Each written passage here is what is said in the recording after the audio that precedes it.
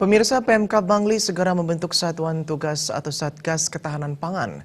Satgas tersebut bertugas untuk memastikan dan memonitoring secara harian ketersediaan, kelancaran distribusi, dan fluktuasi harga bahan pangan di daerah di tengah wabah COVID-19.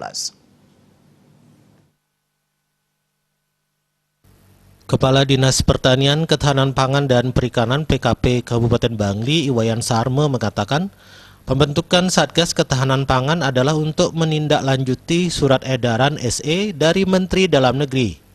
Dalam SE Mendagri tersebut, seluruh daerah diminta membentuk Satgas Ketahanan Pangan guna memastikan ketersediaan, distribusi, dan stabilisasi harga 11 bahan pangan di daerah di tengah kondisi penyebaran COVID-19.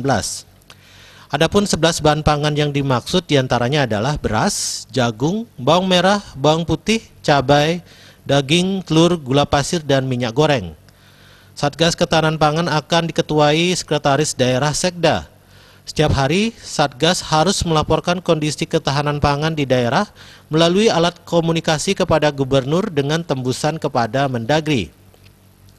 Selama ini Pemkab Bangli sebenarnya secara rutin telah melaporkan kondisi ketahanan pangan di daerah kepada Badan Ketahanan Pangan. Namun di tengah wabah COVID-19 seperti sekarang ini, ada permintaan agar laporan juga dikirim ke Mendagri. Hingga saat ini kondisi ketahanan pangan di Kabupaten Bangli masih stabil dan mencukupi. Meski kebutuhan bahan pangan khususnya beras di Bangli kekurangan sebanyak 6.000 ton per tahun, namun hal ini masih bisa dipenuhi dengan suplai dan distribusi dari daerah lain. Kekurangan beras terjadi akibat tingginya tingkat konsumsi beras masyarakat di Bangli, ditambah luas sawah yang terbatas. Sejauh ini distribusi dari daerah lain lancar.